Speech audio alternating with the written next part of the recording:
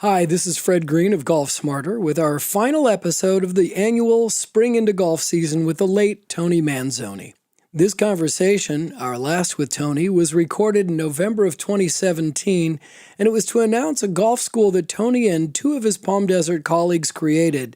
But not long after we recorded this, Tony received his cancer diagnosis, and we lost him a few months later.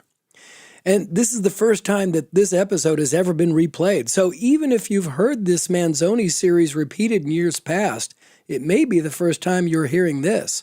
It also includes one of my all-time favorite stories Tony tells about Frank Sinatra, the godfather of Tony's daughter. We'll bring all these episodes back next year at the beginning of April because we continue to get positive emails from new and old listeners thanking us for sharing Tony's wisdom. Next week, we'll go back to where we left off of Golf Smarter Mulligans, bringing back old Golf Smarter episodes that are no longer available on any podcast app. But this time, we'll continue to include them in your Golf Smarter subscription as opposed to a separate podcast. Tony's book, The Lost Fundamental, One Simple Move Better Golf Forever, is available in both paperback and Kindle version on Amazon. And his DVD, which we converted to a private online link, is also available when you write to me. So for the most comprehensive information ever collected on Tony, please go to golfsmarter.com/Tony, and Tony is all lowercase. And while you're there, please check out how you can make a tax-deductible donation to the Tony Manzoni Memorial Golf Smarter Fund we created in his honor to benefit the first tee of Coachella Valley, where Tony lived and taught for decades. If you'd like access to that video, please write to me directly, golfsmarterpodcast@gmail.com, or click on the Hey Fred button when you visit golfsmarter.com. A golf school like no other in terms of experience, expertise, and price with Tony Manzoni. This is Golf Smarter, sharing stories, tips, and insights from great golf minds to help you lower your score and raise your golf IQ. Here's your host, Fred Green. Welcome back to the Golf Smarter podcast. Tony? How are you, Fred? I am doing well. It's so good to talk to you again. How have you been? You know, I've been just terrific. As you know, I retired from the college after 30 years and had a great run there. Yeah, congratulations on your retirement, but knowing you, that doesn't mean you're going to be retiring and playing golf. You're going to be playing golf, but it's not part of your retirement. No, I'm not going to stop moving because when you stop moving, then you see that guy with the Green Reaper comes up behind you. No, we're going to, in fact, I'm involved with the two really terrific golf professionals, and the three of us are going to start creating a golf school in the desert, and very excited about it. Let's talk about your golf school in the desert. First, tell me about the two other teachers you're going to be working with. Garry Hopkins, who played the tour and also has been a club professional, and Davey Evans, who's an iconic pro here in the desert. He was at La Quinta Country Club for 30 years, but he also had some tour background, kind of like me. We were good enough to get out there, but couldn't really stay that long, you know. But but we enjoyed it while we were there. But these guys are fantastic teachers, and I consider myself a good one also. And I think we're going to be able to put, really a good school, something really solid for people so that they go out and play golf and enjoy it. So many people put these golf schools together, and it's a weekend-long thing that is expensive and time-consuming and confusing. I mean, I did a weekend golf school, and I felt great when I walked away, and then 5 days later, when I went to the driving range, I had no idea what I was supposed to do. I'd forgotten all of it. And I think that happens a lot. Unfortunately, I hear that a lot. And I think that what happens in some of these cases is that the egos get involved and they start teaching a certain way to play. And I've never been an advocate of that. I think that because we're all so different in age and flexibility and so forth, that you have to build the swing that person can do so that they own their own swing. And that's what we're going to do. We're going to teach people how to properly set up to the ball, and that's an absolute. And where the ball should be in the stance, that's an absolute. But as for the golf swing itself, we're going to take what the person has, and we're going to create a golf swing for them.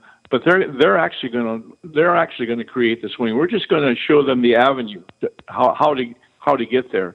And I think that's the best way to do it. My success with the young people at College of the Desert on our golf teams, we won 27 conference championships out of 28. We had an incredible run. And all these boys came in with all different concepts and different swings.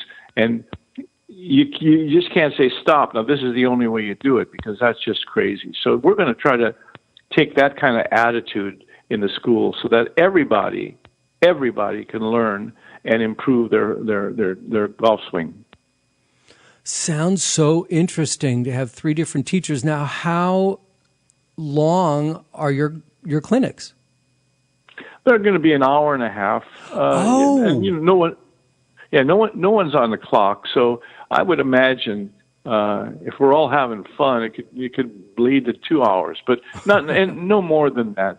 No more than that. But when you get going, and especially when somebody starts hitting it well, you want to stay with them. And also when they're not hitting it well, you want to stay with them until they are hitting it. Sure. So we're not. But primarily, it's an hour and a half class. Tony, I've known you for so long now, well, just through the podcast, but we've had some interaction. I know how generous you are with your time. So when you say an hour and a half, I'm like, I know, Tony. It could easily go longer. It most likely will. But that's the fun of doing this, to take someone that their skills aren't honed very well and start making them sharper and see results before your eyes. That's infectious. I don't want to run away from that. I want to stay there and watch. So I'm curious. So when somebody signs up for this hour and a half golf school, golf clinic, whatever you want, do they have a choice of like, okay, I want to work with Tony, or I want to work with Dave, or I want to work with Garry for that hour and a half? Is that how it's going to work? Well, the maximum in the school is going to be 9 people, 3 people per teacher. Oh, and if they want one person over another, there is no problem. Nobody has an ego about this. But 3 guys or 3 gals with one instructor really works well. The intimidation factor is eliminated, and they all when they hit a poor shot, they don't feel bad because they're all hitting poor shots. The name of the game is miss hits.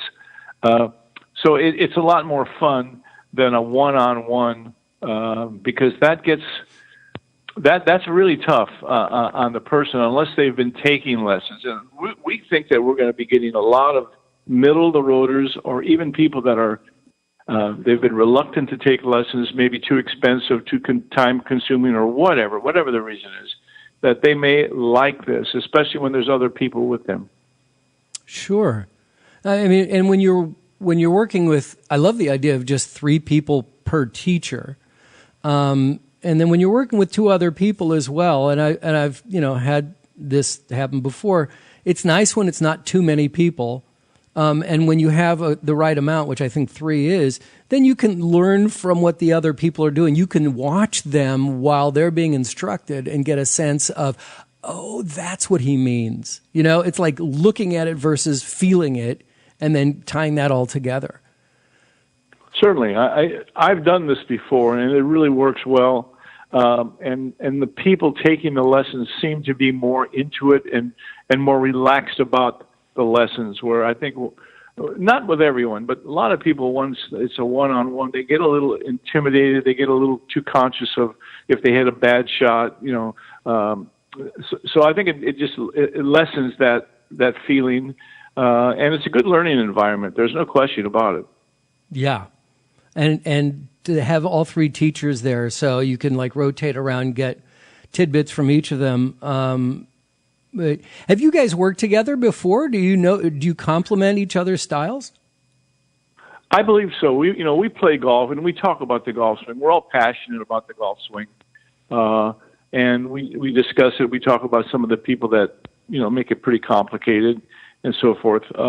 And we're not from that school for sure. And during these lessons, it won't be something that doesn't occur. I might say, Davey, come on over here, take a look at this. This is what we're trying to, and he may have a different take on it. So we're going to be flexible in that area. Again, our school is not going to be ego driven. We're only there for one reason, to be a resource for these people to be able to take their golf swing and understand what they can accomplish and do when they go out and play golf. And the bottom line is to have some fun playing golf. Mm-hmm. Absolutely. Because it is a game. Yeah, exactly. It's a game. And as I used to tell my players, golf does not define you as a person, because some of them, if they had a bad round, it looked like the world had come to an end. And you just have to really be realistic about the game. This is a miss-hit game. And what we're going to try to do is teach you to miss-hit it better than you have in the past, so that you can stay in the game. That's the whole idea, is to stay in the game. There's just too much emphasis on distance and all that, and not enough emphasis on how to manage yourself, how to play your C game like Tiger used to talk about, and still come up with a decent score. Mm-hmm. Golf smarter. Yes.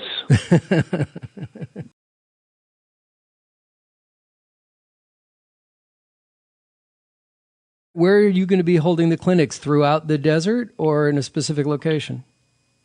No, we're going to be at a specific location, Indian Springs Golf Club in La Quinta.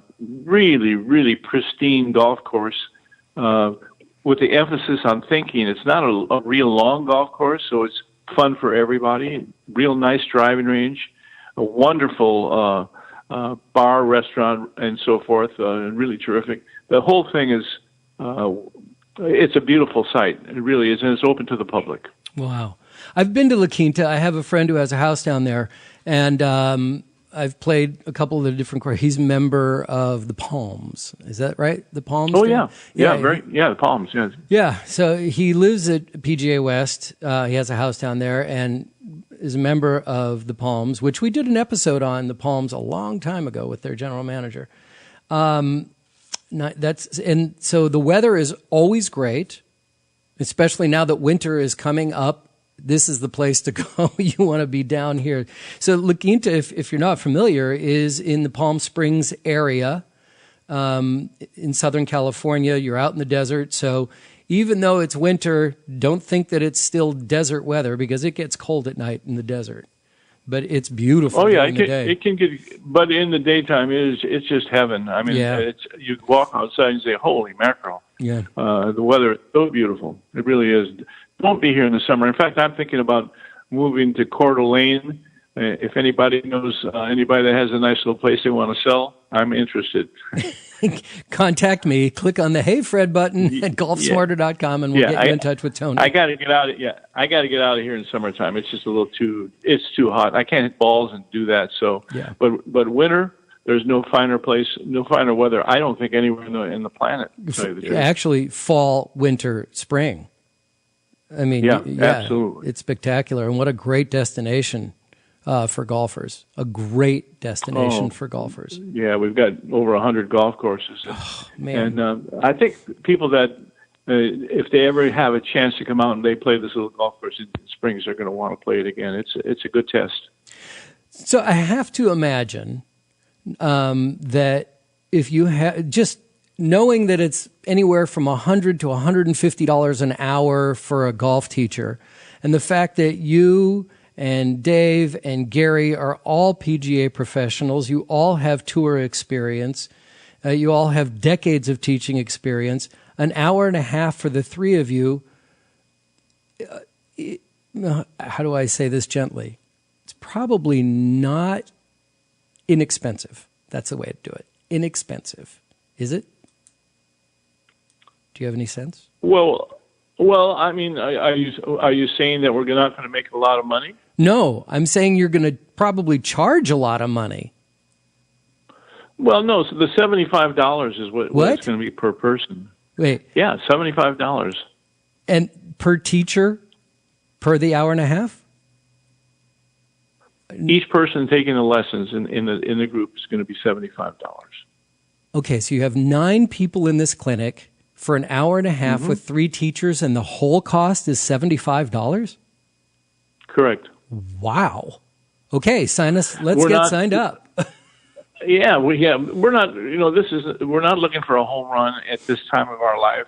We love teaching the game. We know how to teach the game, and we want to be paid a little bit for our time, but we're all sensitive about the fact that golf has been maybe pricing itself out of the industry. I think that's part of the reason that, especially in some of these areas, resort areas, that a lot of people can't afford to play or can't afford to take a golf lesson. So we're going to try to do something for the common man. Okay, let's put it that way, and still make a little walking around money, as they say. We need a little walking around. I don't want to count how you're going to spend and collect your money, but I'm just kind of blown away that you're going to only charge $75 in an area that has spectacular golf courses. You get an hour and a half, and you still have time to go out and play around too, even during the winter. Yeah, and I think as this thing, it might morph into something where we teach them and then go play golf with them, and we've got the golf right. So they could do that. We have no boundaries that we can't cross. We're going to try to make this fun and a learning experience for everybody. Yeah, that is spectacular. Have you started doing this yet? No, we're in the planning stage. We're putting brochures together. We're going to hit a lot of the hotels and so forth. Sure. And then start booking. And we're pretty confident because all 3 of us have pretty decent names in this region, and I think we'll be able to fill our quota pretty easily. I have no doubt. So right as we're recording this, we're a week before Thanksgiving 2017. And so you're kind of just announcing this clinic, this golf school, golf clinic now. When do you anticipate starting to take students?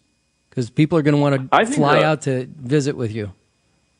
I think a week after Thanksgiving, we're going to be rocking and rolling. Wow! I don't see. Great. Yeah, we're going to be kicking in real quick, and we're all chomping at the bit to do it. The weather's great, and the sky is clear, and the golf balls are new. So what else can you? What do you want more than that? Well, and the living is easy. Yeah, right. Now, you're going to start singing to me now. There you go. Oh, back to your Rat Pack days, huh? Yeah, exactly. Listen, we're going to take a short break. We'll be right back, and then I want to ask you more about the clinic, and also I'm still getting emails and requests for your book and your DVD, The Lost Fundamentals. So we'll be back right after this. Okay, now, when we first started talking to each other years ago, you had this book that you had put together called The Lost Fundamental. Let's talk about, first of all, is the book available anymore? Yeah, I think we're going to go the ebook route. I sold out a couple of printings. I sold out. But congratulations! I think that, yeah, thank you. I think that the ebook would be a nice way to go, and then I have a DVD. I'm not sure how long I'm going to have stock on the DVD. But the book is really, I think it's a little treasure. I think I had a co-writer with this, Paul Cervantes, and I think we did a nice job. It's not a big, arduous read. It's something that you can go through, but it's a real solid book. It really is. And what is The Lost Fundamental? Well, it talks about some of the things that I believe Ben Hogan discovered after his accident, actually. And it is really learning to not move the weight, once you set to the ball, not move the weight over to the right foot more than you did at address, to play more off what we call the left side. Because when you hit a golf ball, if you're right-handed, you have to be, the majority of your weight has to be against your left side as you're hitting the ball, just like any other sport. In the past, there's been a lot of what we call sliders, where people slide their hips back and then slide their hips through. And that's really, really a tough go. You can do it when you're young, but after you get past 40 or 40-ish, you end up hitting off of your right foot and not getting through the ball. And that's the majority of things I see in the years that I've been on playing in pro-ams and so forth, that people say, I can't shift my weight. Well, you're not going to be able to shift your weight if you got it stored all on your right foot at the top of the swing, unless you're, Nureyev or somebody that can. I mean, you got to be young to, slide over and then rotate, because you got to rotate to the left eventually. So Hogan, I think, figured out a way to stay centered to the golf ball, turn his right side back, but stay on the inside of that right foot, and then rotate around the left foot as an axis. And that's what primarily, it's not stack and tilt, don't get me wrong. And I'm not speaking against them, by the way. Everybody has their own concepts. But this concept is what Hogan said. And he says you're going to turn through the ball a little bit more level. Now, obviously, your left side has to be higher than your right side at impact, but you're not going to tilt down to hit the golf ball. You're going to rotate through the golf ball. And I think by doing that, you're generating your power more from your core than from your arms and hands.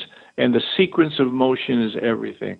And that's where most people really mess up. They take the club back in a good position, but then they throw the club from the top with their arms and hands.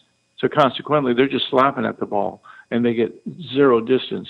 And they don't get through the ball. What my book talks about is how to get to the left side, and it's a drag, it's a drag hit. In other words, your arms they're lagging back behind you as your body rotates, and they release through the ball. And you can hit the ball not only far, but I think you can hit it very accurately this way. It kind of eliminates the side spin in the swing. Once the arms lead, then you're subject to what your hands do, and that's in my mind that's a crapshoot. Mm-hmm. It's you can block it or you can hook it, and sometimes you'll hit it straight. But there's no real consistency in that, because most people don't have the time to train their hands to be at that exact spot time and time again.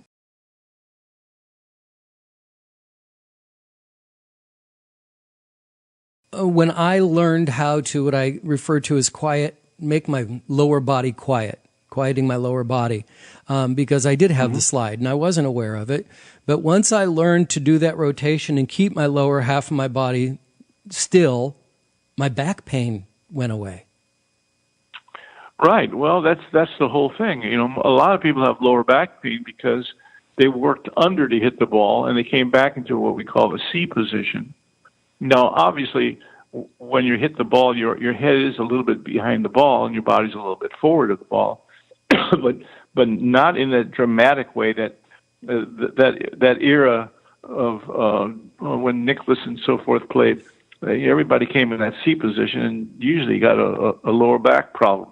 This concept gets you to post up in a straight line. When you finish your swing, your left side is posted up, like I say, a straight line, so there's no tilt back. And it's just easier on the body. And I really believe that you can hit the ball a lot harder. Why would your body go backwards when you're hitting a golf ball? You're going to use your left leg as a brace, but you're going to hit through the ball. You're going to release your whole right side. You're not going to stay back behind it. And that's what most people do. They hit from behind it too much, and they stay behind it. And consequently, they're subject to what their hands do. How many people are shocked how many of your students are shocked when you explain to them or show them that they slide their hip, that they, that they're not keeping still and they slide from left to right? Do most people have any sense that they're doing it? No, there's no feeling of it, because, they're concentrating so much on turning, but as they turn, they're swaying. Okay, and then if you sway to the right, you must sway to the left, or you never reach the ball. And you have to show them on film, or we have our iPhones now, our cameras, so you can do that. But that's the number one thing that I see most people. In fact, when I get a customer or a client, I should say, that I say hit a few balls. Let me just look at your actions. So you see, and invariably I see that right hip go past the right leg. You know, I just in my mind I say bingo, because we know we know that we're going to be able to improve that in a New York second. So, and you'd be surprised how many people do it. When you set up to that golf ball, you know, that right hip has to be aligned on the instep of your right foot. And most people, when they stand to the ball, their right hip is aligned to the outside of the right foot. And when you turn your shoulders, if you look down at your right foot, I don't care what you do, if you turn your shoulders in a turning motion of the golf swing, your right foot's going to rock over to the back part of it. You're going to see movement. If you put your right hip on the instep and turn, you'll see that your foot will be quiet. It'll be just nothing will be happening. That's a real big thing, and no one talks about that. And it's gigantic, because if your body gets out of position, I don't care how strong you are, you're not going to hit the ball anymore. But if you're in the right position at the backswing and at impact, you can move the ball pretty far. That's why a lot of these little gals can hit it so far, because they're in the right position. They're certainly not as strong as men, but some of them can pop it out there pretty far. Mm-hmm. Mm-hmm. Okay, so as far as the paperback book, that's no longer available, but you do have a DVD available, correct? Yes, I have a DVD available. I probably have, I'm probably down to about 50. Oh, and how much are they? So $20. Okay. So but you don't have a website. I mean, I know that people have written me going, I can't find Tony anywhere on the web. Where is he? And I said, he's right here. He's at Golf Smarter if you want to track him down. There you go. So if somebody wants to buy a DVD, limited edition, few left, write to me at Fred at golfsmarterpodcast.com and or click on the Hey Fred button. And I'll put you in touch with Tony so you can definitely pick up a DVD from him. And when the ebook is available, we've been talking about that one for a while, but when it's available, we'll let everybody know. Okay, so there is no website, right? No, is there going to be a website for your clinic, or are you just doing brochures? How do people get in touch with you to sign up? Right now, that's a good question. Okay. Right now, we don't. You could call Indian Springs, and they could take your name and contact number. But we will have a website, and we're going to be coming up with a pretty strong name for the clinic. Okay. And we'll be tying that all together, and that'll be happening shortly. Okay. Well, instead of calling Indian Springs, you got to look it up and everything. You're on the podcast right now. I probably am your best link to Tony at this point. So if you're interested in signing up for his clinic, just go ahead and write to me, and I will forward it to Tony and put you two in touch so that you can schedule a time and know when they're going to be doing it. How many times do you hope to be? Are you going to be doing this 5 days a week with this clinic with you guys, or how often? Listen, we're gonna do it a minimum of 3 times a week. Oh, okay. Probably not on the weekends. But that may change. But right now it's going to be during the weekdays. It'll be 2-day clinic. Or 1 day.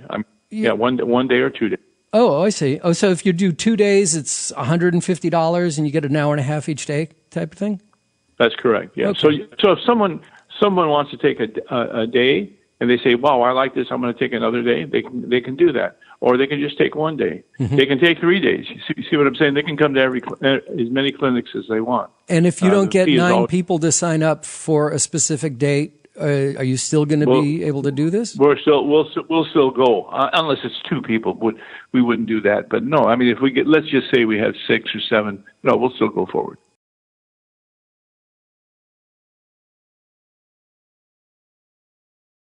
Before we go, Tony, I've not asked you this before. You've told me your incredible history down in the desert and the people you've come in contact with, the people you played golf with, and how it impacted your playing career, because you were having so much fun with the guys during the 50s and 60s down in Palm Desert, the Rat Pack, right?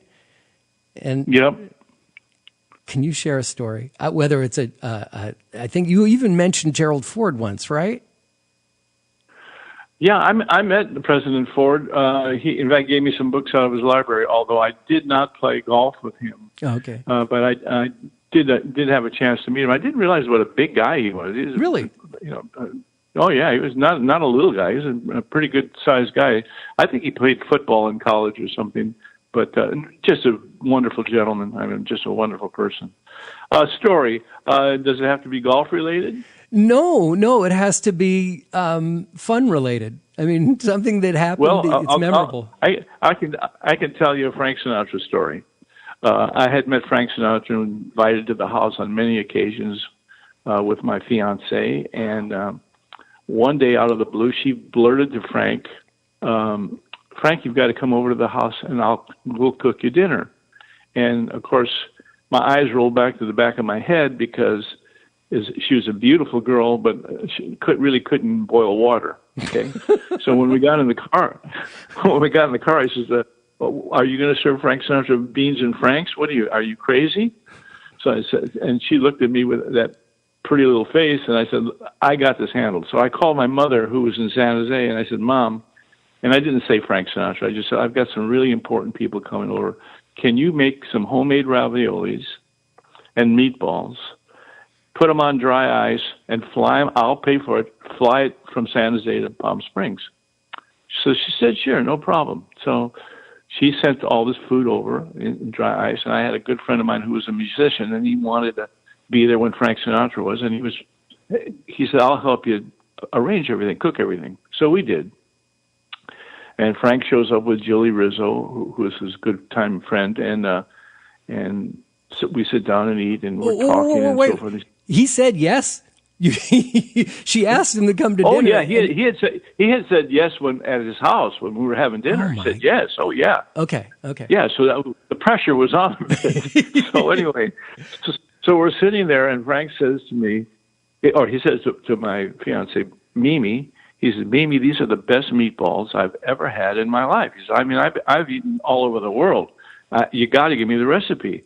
And she started to say something. I said, Frank, the charade has to be over. And I told him the story, that what I did. And he started howling. He thought that was the funniest thing. He says, get your mother on the phone. Oh my God. So I called my mother, and my mother's name was Nina.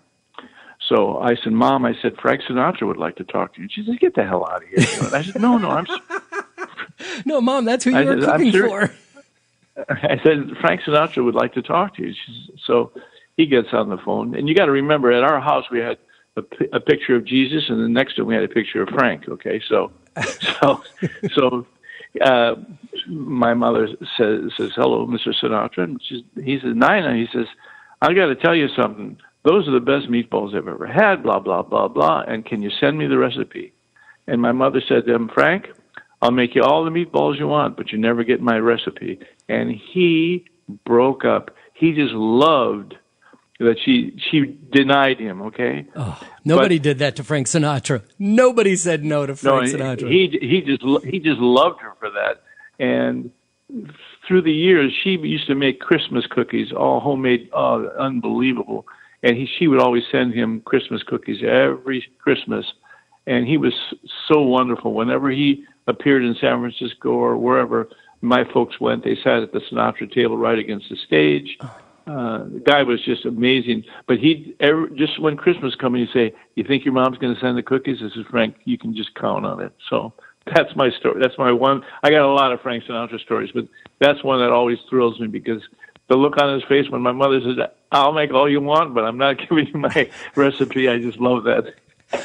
Oh, that is fabulous. Well, I am so glad you said you have a lot of stories because I'm going to continue to call you. It remind me, and I'm not going to give the entire story, but I do this other. I did a radio national syndication in the 80s that I brought back this year as a podcast called Radio Baseball Cards, and the host of the show was Don Drysdale, who is a childhood hero of mine as a pitcher for the Dodgers, right?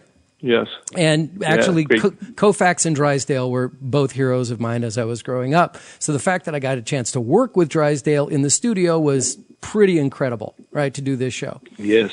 So we were recording, I think it was the last episode of the season, which actually just is the last episode of the podcast from 2017 baseball season. And it's a story of Harmon Killebrew hitting a home run during the 1965 World Series, his only home run that he ever hit in the 65 World Series. And Drysdale was the pitcher, right?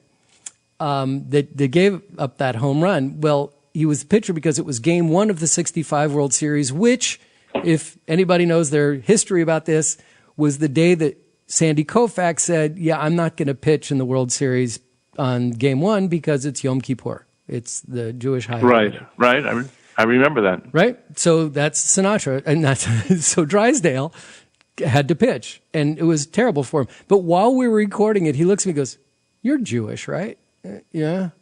And he goes, did you know Koufax was Jewish? And like you said about the picture on your wall, I said, Don, there's two things that most Jews in this country know, and that's Moses and Koufax. And it pretty much ends right there. That's about it. Yeah, that's right. Yeah.